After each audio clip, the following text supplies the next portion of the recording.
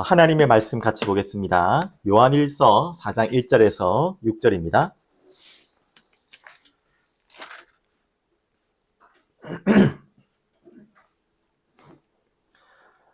요한일서 4장 1절에서 6절까지 다 함께 성경을 보시고 함께 봉독하겠습니다. 사랑하는 자들아, 영을 다 믿지 말고 오직 영들이 하나님께 속하였나 분별하라. 많은 거짓 선지자가 세상에 나왔습니다. 이로써 너희가 하나님의 영을 알지니 곧 예수 그리스도께서 육체로 오신 것을 신하는 영마다 하나님께 속한 것이요 예수를 신하지 아니하는 영마다 하나님께 속한 것이 아니니 이것이 곧 적 그리스도의 영이니라.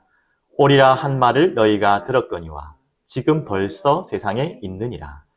자녀들아, 너희는 하나님께 속하였고 또 그들을 이겼나니 이는 너희 안에 계시니가 세상에 있는 자보다 크심이라.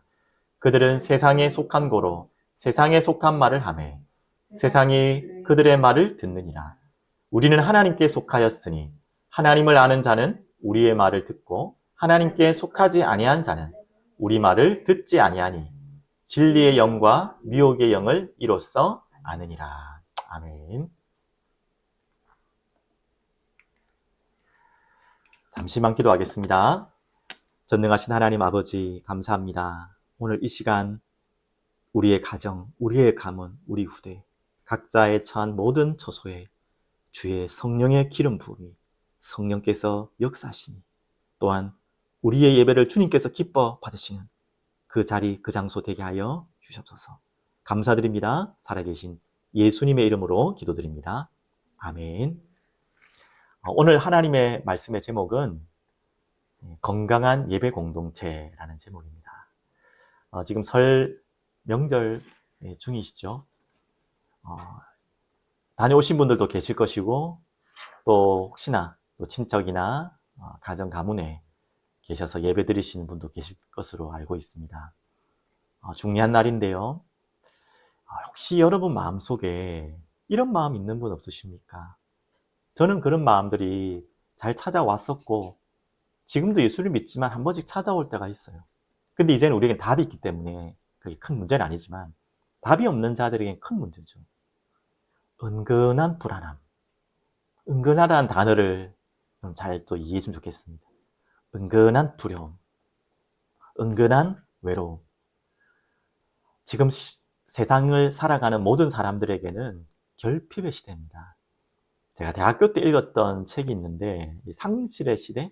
일본 소설가가 쓴 무라카미 하루키라는 소설을 제가 읽게 됐는데 워낙 그때는 학생들이 친구들이 그 책을 유행으로 봤기 때문에 뭔지도 모르고 그냥 찾아봤어요. 원래 제목은 노르웨이 숲이라는 제목이 원제거든요.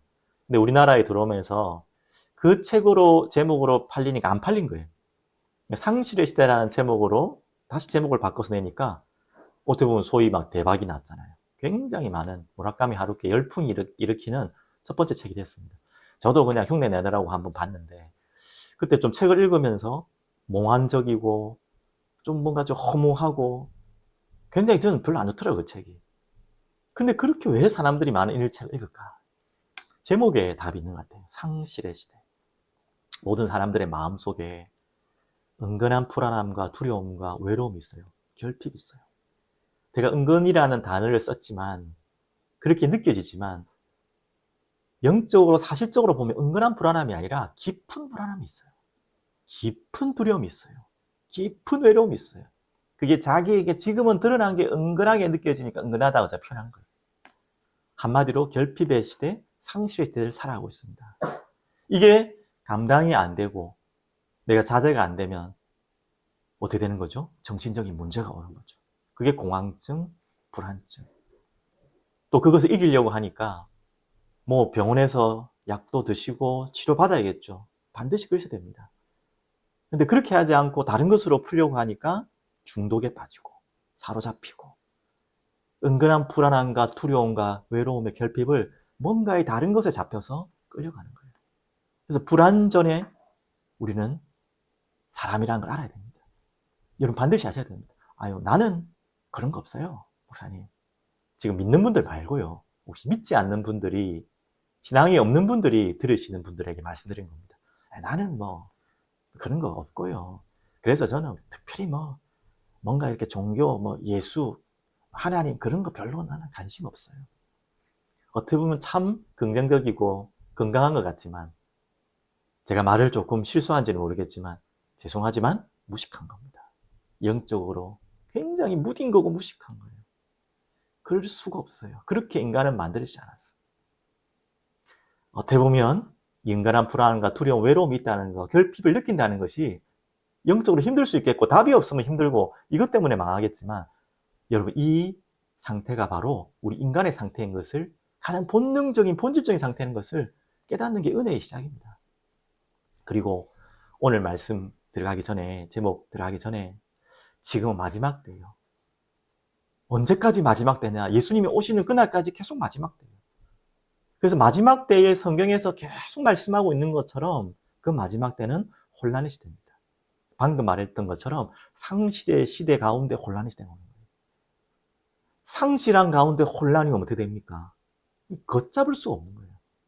오늘 읽었던 구절에 잠시 나왔지만 3절 말미에 보면 너희가 들었거니 와 지금 벌써 세상에 있느니라. 이미 세상이 지금 그런 시대가 왔어요. 혼미하고 분별이 안 될 만큼 상실과 혼란의 시대가 왔어요. 상실한 마음 가운데 여러 가지 이게 답이다, 이게 답이다, 이게 답이다 하니까 혼란이 오는 거예요. 그게 진짜 답이면 괜찮은데 진짜 답도 아닌데 거짓된 답으로 혼란의 시대가 온 거예요. 이게 마지막 때에 우리가 살아가고 있는 시대입니다. 그래서 미혹의 영이 있다는 거죠. 그래서 오늘 그렇기 때문에 지금 우리가 가장 중요하게 알아야 되는 게 바로 이 사실입니다. 분별하라. 지금 우리가 여러분과 저에게 주시는 이 마지막 때의 요한을 통해 우리에게 주신 굉장히 중요한 메시지예요. 뭐라고요? 분별하라. 마지막 때이기 때문에, 혼란의 시대이기 때문에.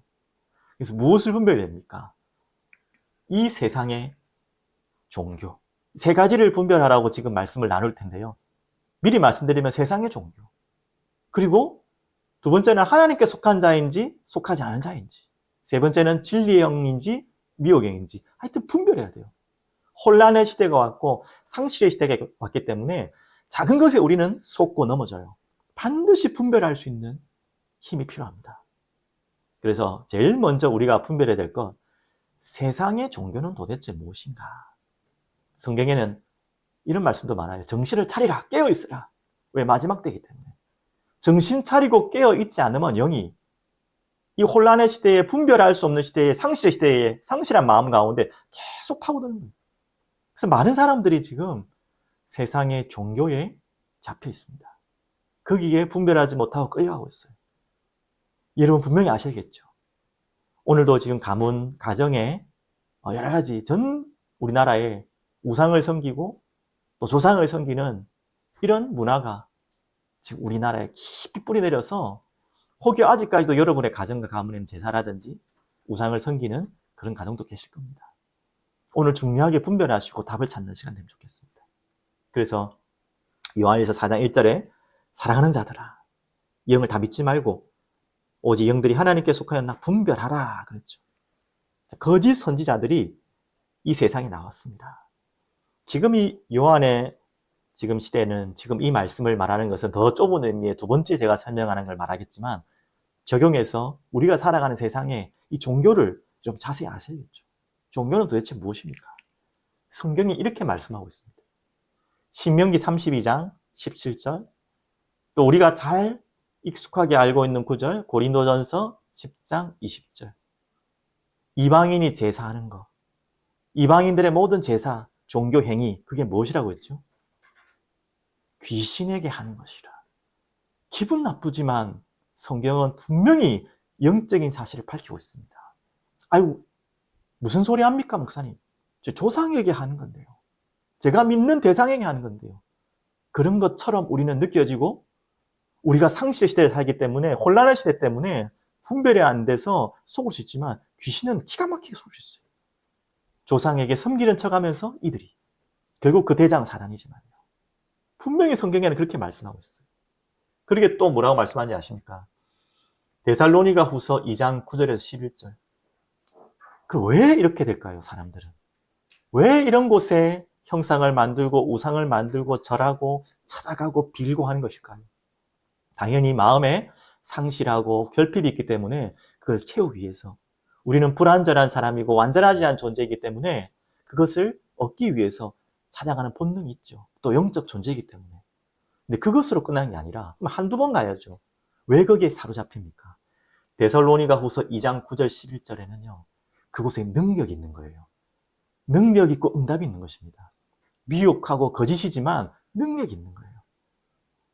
응답처럼 오는 거예요.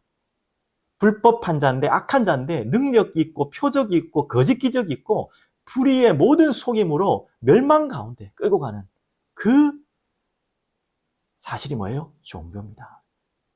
하나님 왜 이것을 허락하셨느냐? 하나님의 영을 떠나 하나님을 믿지 않는 자들을 심판의 도구로 삼기 위해서 또 허락하신 것이기도 합니다. 한마디로 뭡니까? 능력이 있고 기적이 있기 때문에 표적이 있기 때문에 그곳에 한두 사람이 아니라 몰려가는 거예요. 그게 소문에 소문을 타고 사람들이 막 몰려가는 거예요. 거기에 절대 미혹되면 안 돼요. 거기에 속으면 안 돼요.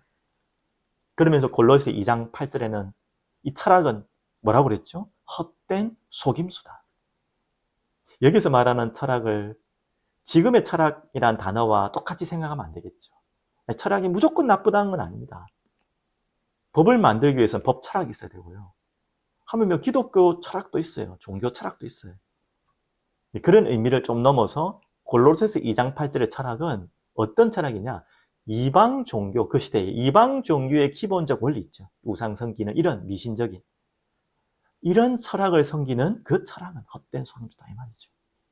우리가 철학적인 사고를 가지고 깊은 사고를 가진 것 자체가 철학이잖아요. 그 너무 큰 넓은 의미고 그런 걸 우리가 다 틀렸다는 게 아니라 여기에서 말하는 것은 그리스도가 없는 세상의 기본적인 이방 종교가 추구하는 모든 기본적인 원리, 그 철학은 헛된 속임수다. 근데 너무나 합리적이고 객관적인 것 같아서 거기에 많은 지성인들이 끌려가는 거예요. 여러분은 아시죠? 그리스도 없는 철학, 복음 없는 철학을 했던 자들의 인생과 말미를 보셨습니까? 저도 우리 루비니가 보는 책, 니체 책도 봤고 여러 가지 철학자들의 책을 봤는데 그들의 인생과 그들의 여정을 보면요. 굉장히 똑똑하고 대단한 것 같지만 완전히 다 무너져요. 왜? 헛된 속임수에 거짓에 속아서 그 인생은 무너질 수밖에 없어요. 그리고 오늘 한 구절을 조금만 더 소개해드리고 싶은데요. 이사야 44장 18절에 이렇게 나옵니다. 왜 이렇게 속느냐? 그들이 알지도 못하고 깨닫지도 못하면 그들의 눈이 가려서 보지 못하며 그들의 마음이 어두워져서 깨닫지 못합니다. 눈이 가리워지고 마음이 어두워져서 분별하지 못하고 이 상실의 마음이 이 거짓이 막 남만 혼란의 시대에 깨닫지 못하고 사로잡힌다는 거예요. 그래서 이 세상의 종교 무엇 때문에 답이 아니라고 말이냐? 답이 아닌 이유가 뭐죠? 이 종교에서는 진짜 죄가 뭔지를 몰라요. 도덕적인, 윤리적인 죄에 대해서는 알고 거기에 대한 가르침이 있지만 원래 우리 인간이 어디에서 죄가 시작된지를 몰라요. 죄를 모르니까 죄에 대한 해결책을 몰라요. 그 해결책이 전부 엉뚱한 거예요. 그 죄로부터 결국은 뭐예요? 사단에게 고소당하고 장악되어 있는 그 답을 몰라요. 이 원인을 몰라요. 그래서 하나님을 모르고 떠나고 분리됐다는 사실을 몰라요. 거기에서 오는 결핍인지 거기에서 오는 내게는 불완전인지를 알지를 못해요. 그러니까 엉뚱한 답을 가지고 그것을 진리라고 그러고 사람들을 끄니까 거기에 사단이 미혹하고 속이고 넘어뜨리는 거예요. 여기에서 빠져나오는 것이 가장 중요한 시장입니다. 이걸 분별해야 됩니다. 오늘도 여러분의 가정과 가문에 아직도 이 사실을 몰라서 분별하지 못해서 이 종교에 그 종교에 깊숙이 있는 우상과 이 어둠의 세력에 끌려가는 가족과 가정이 있다면 오늘 여러분과 저희가 기도하는 귀중한 설명들 되시길 바랍니다. 그러면 두 번째는요. 이제는 두 번째 우리가 분별해야 될 것이 뭐냐. 이제는 믿는 자들 안에, 교회 안에 오늘 어떻게 보면 요한 1서의 내용은 이 부분을 더 설명한 거겠죠. 무엇을 분별했냐. 하나님께 속한 자인지 하나님께 속하지 않은 자인지. 거짓 선지자들이 있기 때문에 하물며 교회 안에 침투하는 거예요. 세상에서는 종교로 교회 안은 거짓 선지자들로 들어와서 혼란케 하는 것입니다. 지금 요한 시대가 딱 그런 시대예요. 교회마다 거짓 선지자, 특별히 계속 말씀드리는 영지주의 거짓 선지자들이 들어와서 이 진리를 훼손하고 희미하게 하고 사람들을 미혹해서 분별하지 못하도록 넘어뜨리는 것입니다. 그래서 우리가 먼저 반드시 아셔야 될 구절, 먼저 2절, 3절부터 보시면 이로써 너희가 하나님의 영을 알지니 곧 예수 그리스도께서 육체로 오신 것을 신하는 영마다 하나님께 속한 것이요 예수를 신하지 아니하는 영마다 하나님께 속한 것이 아니니 이것이 곧 적 그리스도 영이라. 오리라 한 말을 너희가 들었거니와 지금 벌써 세상에 있느니라. 이 시대도 마찬가지겠지만 지금 시대도 마찬가지. 이미 우리의 많은 교회와 현장에 이런 거짓된 미혹의 영들이 하나님께 속하지 않은 자인데 하나님께 속한 자처럼 분별하지 못하도록 들어와서 넘어뜨린다니까요. 그래서 우리가 쉬운 말로 이단이라 그러잖아요. 여기에 우리가 깨어서 분별하지 않으면 안 됩니다. 그래서 먼저 확인할 거, 우리가 하나님께 속한 자가 무엇인지를 알면 하나님께 속하지 않은 자는 당연히 알 수 있겠죠. 하나님께 속한 자는 첫 번째 여러분 잘 아시죠? 오늘 요한일서 4장 2절 3절에 나왔듯이 예수가 그리스도, 예수께서 하나님의 아들이심을 믿는 거예요. 그 말은 조금 더 구체적으로 말씀드리면 이 예수는 바로 그리스도인데 완전한 사람으로 오셨다. 그런데 히브리서 4장 15절에 여러분 이미 말씀 확인하셨잖아요. 죄 없으신 분인데 죄가 없는 완전한 사람으로 오셨어요. 그래서 동정녀 마리아에게서 나셔야 돼요. 그 방법 외에는 죄 없는 몸으로 오실 수가 없고 또 죄를 안 지을 수가 없어요. 하나님이 사람으로 오시는 방법이에요. 그리고 또 완전하신 하나님이십니다. 하나님과 비슷한 분이 아니라 하나님이십니다. 그래서 나와 아버지와 나는 하나다. 그래서 특별히 여호와 증인, 많은 이단 단체들이 예수님은 인정하지만 그분은 하나님이 아니라고 인정하잖아요. 그런 많은 이단들. 또한 지금 이 영주주의는 이분은 절대 하나님일 수 없다. 사람일 수 없다. 완전한 인간일 수 없다. 이렇게 계속해서 분별하지 못하게 혼미케 합니다. 그래서 한마디로 예수님이 바로 어떤 분이라고요? 참 선지자로, 참 제사장으로, 참 왕으로 우리가 날마다 고백하는 고백처럼 주는 그리스도시요 살아계신 하나님의 아들이십니다. 이 고백하는 자, 바요나 시모나 복을 받았다 했잖아요. 이 고백하는 자가 하나님께 속한 자예요. 그런데 한 가지 더 여러분께 계속 말씀드리는 것은 또 요한 1서를 통해서 계속해서 요한이 강조하고 있는 말씀은 뭐냐? 우리가 말로만 고백했는데 진짜인지 알 수가 없잖아요. 우리 말로 예수를 그리스도로 고백한다고 하면서도 아닌 사람들이 많잖아요. 그걸 어떻게 우리가 압니까? 그 속마음을 모르고 그 영적인 상태를 모르니까. 그래서 반드시 요한 1서를 통해 계속 말씀하는 게 뭡니까? 회개의 삶을 살고 있느냐, 하나님의 말씀에 순종하느냐, 그리고 결정적인 게 그 삶의 열매를 봐라. 주여 주여 하는 자마다 다 하나님께 난 자 아니라 했어요. 삶의 열매를 봐라. 그 삶의 행함이 의로울 수밖에 없다. 그리고 사랑하는지, 형제를 사랑하는지 봐라. 이런 삶의 열매를 보고 이 사람이 하나님께 속한 자인지 아닌지를 확인하라. 여기까지 봐야겠죠. 그게 요한 1서를 통해서 우리가 분별할 수 있는 중요한 논입니다. 우리 또한 이 속에 있는지를 확인하셔야겠고요. 그러면 세 번째입니다. 오늘 세 번째 분별해야 될 게 뭐냐? 진리의 영인지 미혹의 영인지. 오늘 4장 5절, 6절을 볼게요. 그들은 세상에 속한 고로 세상에 속한 말을 하매 세상이 그들의 말을 듣느니라. 우리는 하나님께 속하였으니 하나님을 아는 자는 우리 말을 듣고 하나님께 속하지 아니한 자는 우리 말을 듣지 아니하나니 진리의 영과 미혹의 영을 이로써 아느니라. 진리의 영과 미혹의 영이 있다는 거죠. 그래서 오늘 여러분께 꼭 소개시켜드리고 싶은 말씀이 있어요. 자, 그러면 이 진리의 영과 미혹의 영이 어떻게 구분된다 했죠? 오늘 말씀을 5절, 6절을 보면은 세상에 속한 말을 하매 세상이 그들의 말을 듣느니라. 한마디로 세상과 이게 소통되는 거예요. 진짜 하나님의 영에 진리의 영에 있는 자들은 세상과 통하지 않죠. 세상을 등지란 말이 아니라 그 세상이 말하는 진리와 하나 될 수 없는 것이죠. 그래서 근데 교묘하잖아요. 이게 정말로 하나님이 원하시는 진리의 영으로 우리에게 인도하시는 것인지 속이는 건지. 방금처럼 세상과 종교까지는 이해되는데 교회 안에 들어온 이단들 이런 부분들은 너무 교묘하기 때문에 구분이 잘 안 돼요. 자주 말씀드리지만 뭐 통일교라든지 뭐 문선명이라든지 JMS 정도는 자기가 하나님이라니까 어느 정도 분별하기 쉬워요. 뭐 그게 또 많이 넘어가지만.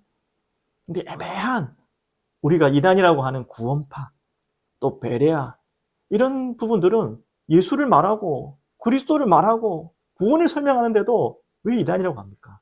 교묘한 이단이 있거든요. 이게 눈치채지 못한 미혹의 영이 있거든요. 이런 부분들을 우리가 잘 아셔야 됩니다. 그러려면 우리가 어떻게 되냐? 오늘 답이 여기 나와 있습니다. 사도행전 17장 11절. 이 구절을 여러분 자세하게 한번 봤으면 좋겠어요. 볼게요. 이야기는 어떤 이야기냐? 베레아에 있는 사람들은 데살로니가에 있는 사람들보다 더 너그러워서 간절한 마음으로 말씀을 받고 이것이 그러한가 하여 날마다 성경을 상고함으로.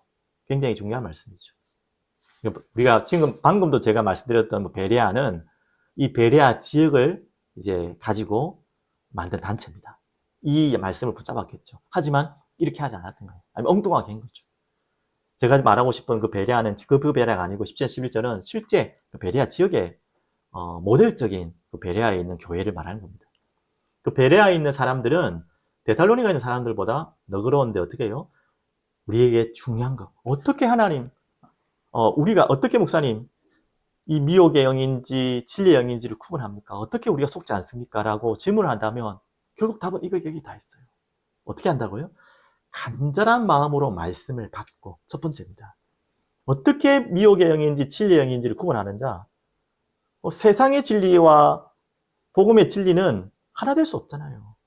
그런 것처럼 교묘하거든요. 여러분이 간절한 마음으로 말씀을 받아야 돼요. 말씀을 받을 때마다 그런 마음으로 받으셔야 돼요. 하나님, 성령으로 나의 눈을 여시고 내 귀를 여시고 마음을 여셔서 이 말씀을 깨닫게 해달라고. 그리고 두 번째는 뭡니까? 반드시 말씀을 받고 설교의 말씀이든 성경의 말씀이든 말씀을 받고 특별히 지금은 설교의 말씀이겠죠. 그 말씀을 받고 이것이 그러한가 하여 날마다 성경을 상고함으로. 상고한다는 말은 자세하게 보고 다시 곱씹는 거예요. 그래서 여러분들에게 반드시 부탁드립니다. 종교개혁의 시작이 또 종교개혁의 가장 큰 응답이 무엇인지 아십니까? 바로 성경의 번역이에요. 루터와 칼뱅을 통한 종교개혁이 왜 가장 중요한 응답이 됐냐면 그 중에 가장 큰 응답은 성경의 번역입니다. 그렇다면 그 이전에는 성경을 알았다 몰랐다? 일반인들은 알지도 못했어요. 하물며 제가 들었던 교회사에서 역사를 보니까 신부도요. 그 당시 신부도 성경을 못 읽었대요. 글을. 그런 분도 있답니다. 이 제대로 공부 안 한 신부들은. 그러면 무슨 말씀을 하겠습니까? 자기 생각대로 들었던 대로 마음대로 얘기하는 거예요.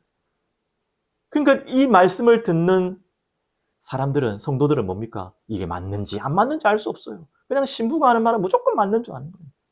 그렇게 듣다 보니까 분별이 안 되는 거죠. 그게 지금 종교개혁을 어떻게 보면 그 중세교회가 타락할 수밖에 없는 원인 제공이었어요.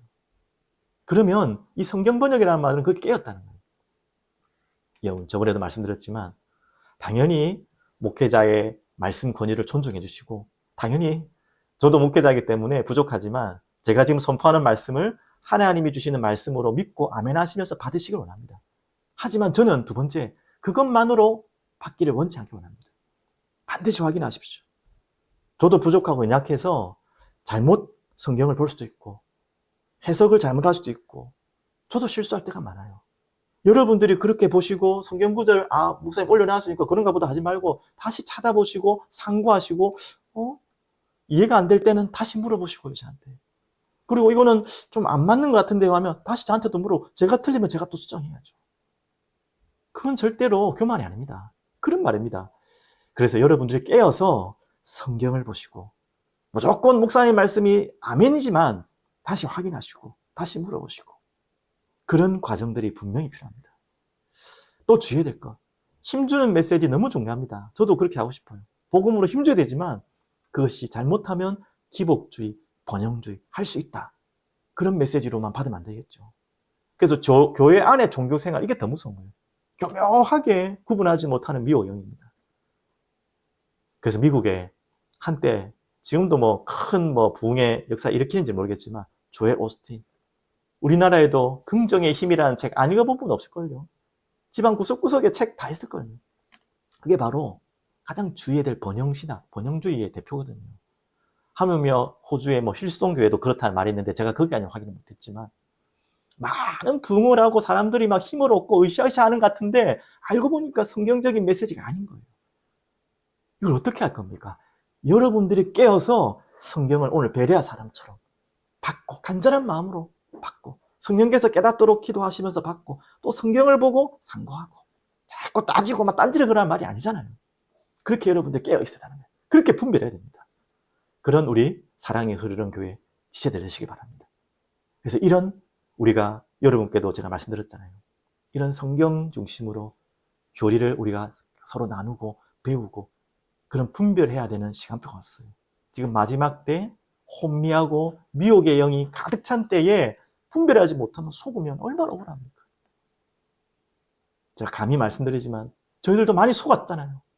너무나 많은 시간 동안에 비슷한 것 같이 아닌 걸 너무나 모르고 왔잖아요. 저 자신도 부끄럽고 회개해야 됩니다. 정말 내가 성경을 목사님만 상고하고 봤느냐? 그걸 가지고 정말 확인했느냐? 저도 자신할 수 없어요.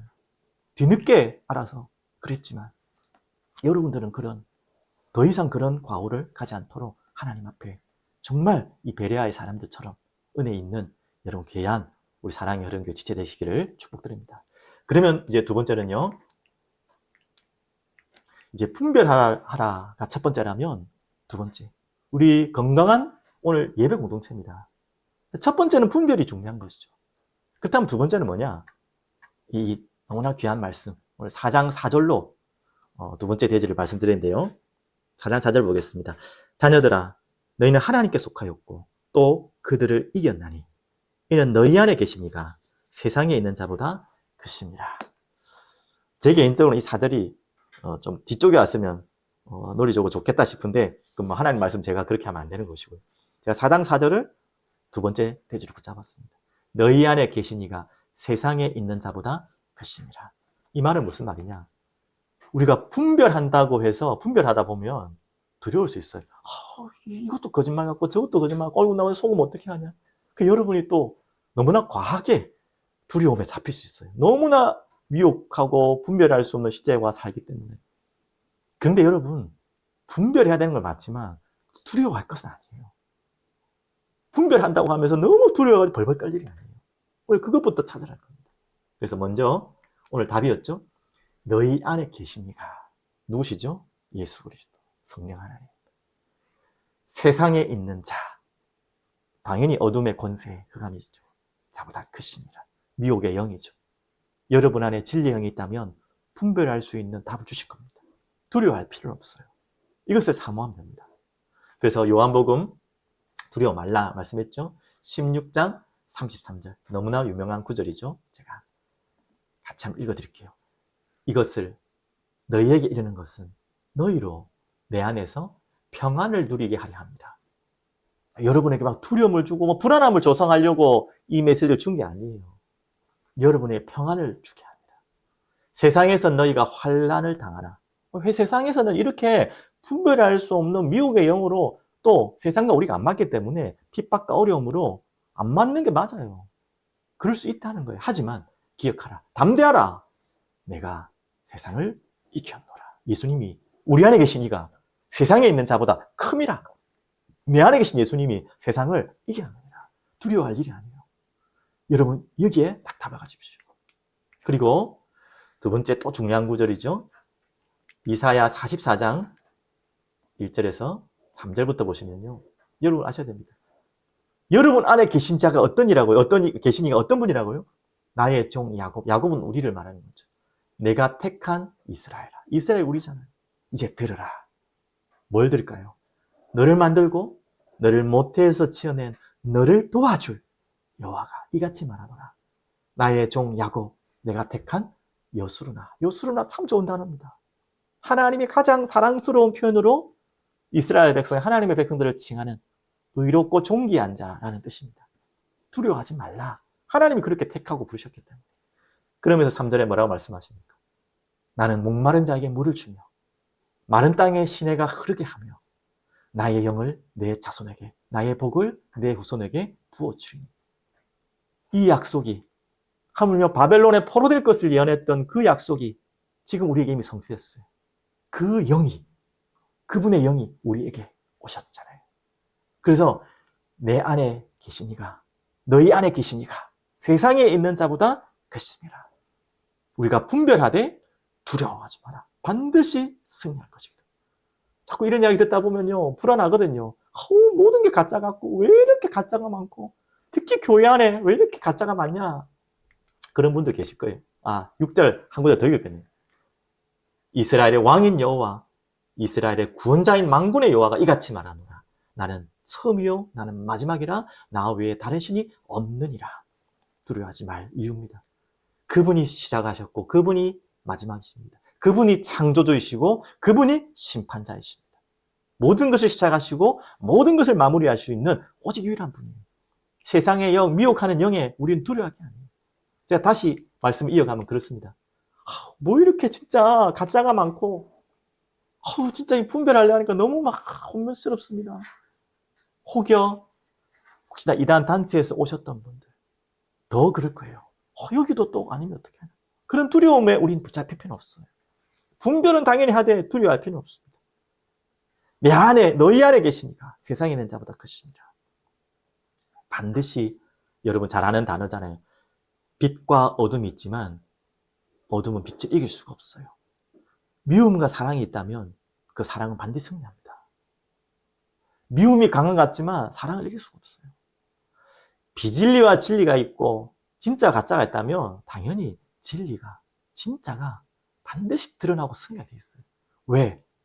그 모든 세상을 움직이시는 분이 창조주이시고 진리의 영이시고 그분이 심판자이시고 창조주시기 때문에 자칫 우리가 볼 때는 어둠이 이기는 것 같고요.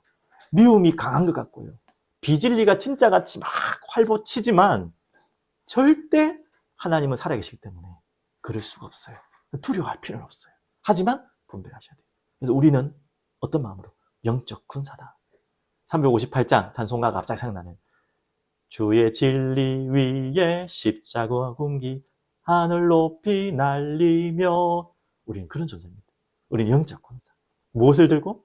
주의 진리의 깃발을 들고 분별하지 못하는 자들을 우리는 분별하도록 돕는 자지 우리가 그게 두려워하고 넘어질 자가 아니잖아요. 여러분 그렇게 아까 말씀드린 것처럼 성경을 상고하면서 하나님 앞에 나오시면 됩니다. 자, 이제 이 답을 가진 우리는 뭐예요? 교회라는, 공동체라는, 오늘 뭐 결론에 나오겠지만 건강한 예배 공동체, 이 비밀을 두고 우리 함께 기도했으면 좋겠습니다. 교회가 뭔지 알아야겠죠. 교회는요, 성경에는 많은 표현들이 있지만 하나님이 가장 소중하게 여기시는 단어죠. 교회. 여러분과 제가 교회고 우리의 모임이 교회예요. 계시록 21장 2절 또 많은 계시록에 19장에 나오고요. 신부라고 그랬어요. 그럼 신랑이 있다는 거죠. 신랑이 바로 하나님이시죠. 우리가 그런 신부. 근데 신부의 가장 큰 특징이 무엇입니까? 거룩이에요. 이 신부는 한 남편만을 바라보는 거예요. 그게 거룩입니다. 어떤 분들은 이상한 분들 같아요. 거룩을 비하한다고 거룩해가지고 되겠냐, 막 거룩하게 샀는데 정말 무식한 사람이십니다. 거룩이 얼마나 중요한 단어인지 모릅니다. 그걸 너무 비하할 필요 없어요. 성경에는 고린도전서 3장 16절 너희가 하나님의 성전인 것과 너희 안에 하나님의 성령이 계시는 걸 알지 못하느냐. 우리 이 구절까지 너무 잘 알잖아요. 근데 이 말씀을 한 이유가 뭐냐? 17절 때문에 한 거예요. 너희는 거룩하라 이 말이에요. 너희가 하나님의 성전이기 때문에 구별돼야 된다는 거예요. 세상의 영, 미혹의 영, 거기에 휩쓸려가 이것도 좋다 저것도 좋다 하면 그런 존재가 아니라는 거예요. 오직 그리스도 하나님만을 사랑하고 그분만을 쫓아가는 거룩한 신부. 하나님은 그런 이 땅에 교회를 남겨두시고 이 교회를 통해 세계복음하실 것입니다. 근데 또 이런 질문이 분명히 나올 겁니다. 근데 교회가 왜 이 모양입니까? 교회 왜 이렇게 오래됐습니까? 여러분 분명히 두 가지 교회를 하셔야 돼요. 이 교회는요, 뭐 무슨 교회, 지역마다 교회 이름들이 있지만 원래 전체가 하나 되는 보편적인 교회가 있어요. 그 전체가 하나 되는 그리스도가 머리가 되시고 몸된 교회, 우리 성경에서 말하는 그 교회죠. 그 속에 지금 이 지상의 교회가 있는 것입니다. 이 지상의 교회는 불완전합니다. 아까 말했던 보편적 교회는 완전합니다. 우리는 그 보편적 교회를 가지고 이 부족하지만 지역의 교회들을 섬기고 있는 거예요. 그래서 이 부분을 아시고 이 땅에 있는 교회는 부족하지만 거룩을 향하여 하나님을 향하여 나아가는 교회예요. 우리가 그 방향만 놓치지 않으면 되는 것이죠. 그리고 또 뭐라고 말씀했죠? 너무 중요한 구절 다 읽고 싶지만 여러분 꼭 찾아서 읽어보십시오. 에베소 1장 23절, 2장 22절, 4장 4절 공통적으로 나오는 말이 뭐냐? 그리스도가 주인 되시고 머리 되시고 그의 우리는 몸된 교회라는 거예요. 한 몸이라는 거예요. 그래서 우리는 지체라는 단어를 씁니다. 가족이라는 단어와 함께 지체예요. 한 몸이에요. 분리될 수가 없어요. 그게 보편적인 거룩한 공동체입니다. 그리스도를 주인으로 머리로 삼은 모든 우리 성도들이 지체. 그래서 이 몸으로 한 몸으로 부름받았고 여러분 한 분 한 분을 향한 하나님의 영세전에 창세전에 준비된 소원이 있는 거예요. 그 부르심의 한 소망을 따라 우리가 지어져 가는 것이 바로 교회입니다. 이 아름다운 교회.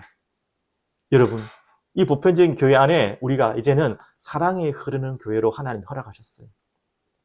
제가 좀 간증을 하고 싶은 게 있는데 사랑이 흐르는 교회를 제가 하나님이 하셨지만 지금도 솔직히 질문하고 있습니다. 확신이 없는 게 아니라 질문하고 있어요. 여러분도 같이 질문해 주셨으면 좋겠어요.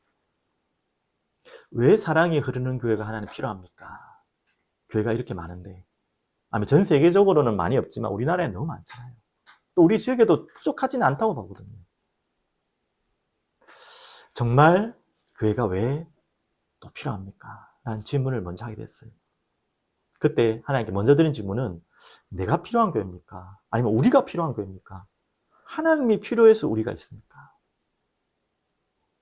그걸 질문했어요. 한마디로 내가 필요한 교회입니까? 교회가 필요한 나입니까? 이걸 첫 번째 질문했어요. 당연히 두 번째 되겠죠.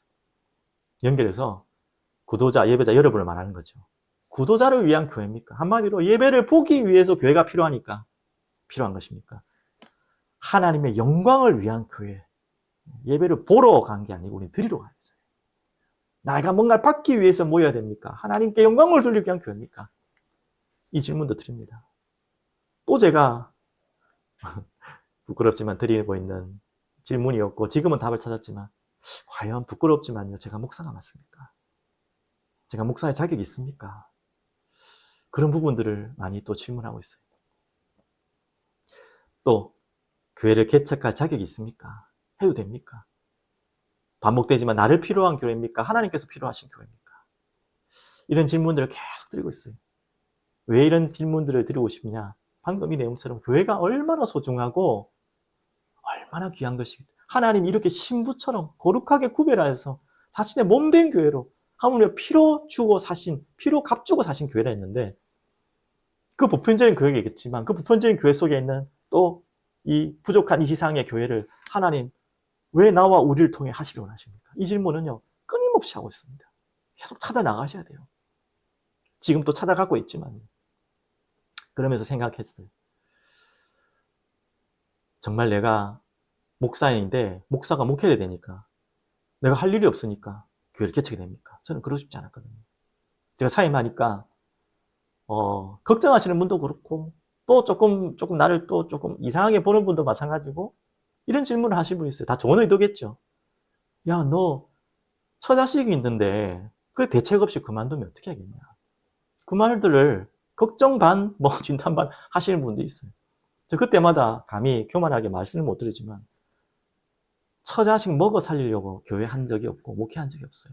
교회를 하고 싶은 적도 없고 제가 신학교 간 적도 없고 목사를 하고 싶은 마음이 없어요. 당연히 현실과 상황을 우리가 무시할 수는 없지만 처자식 먹고 살리려고 교회를 할 이유가 있습니까? 제가 그러면 다른 일을 하지, 다른 산업을 하죠. 직장을 다니지. 그건 교회가 아니잖아요. 오늘 그런 교회 말고 진짜 하나님이 원하시는 교회. 혹시 여러분들도 마찬가지입니다.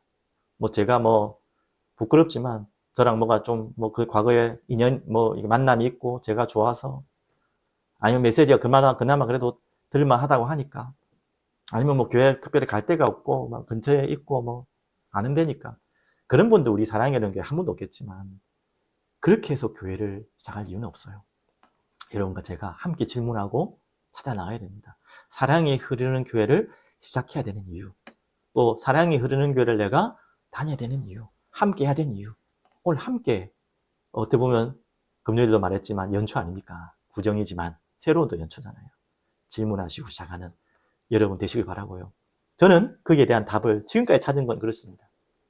이미 원단 때 메시지 주신 것처럼 표대를 향하여 우리에게 주신 말씀처럼 세상 사랑하지 않는 자, 정말 하나님 사랑하고 복음 사랑하는 공동체. 그래서 진짜 오늘 말씀처럼 제도 분별하는 여러분과 제가 어떻게 보면 우리의 잘못도 있거든요. 분별하지 못한 우리의 잘못이 있거든요. 그건 어떻게 해도 핑계 댈 수 없어요. 그래서 진짜 복음만을 사랑하고 하나님 사랑하는 진짜 제도를 분별하는 성경을 가지고 그런 교회로.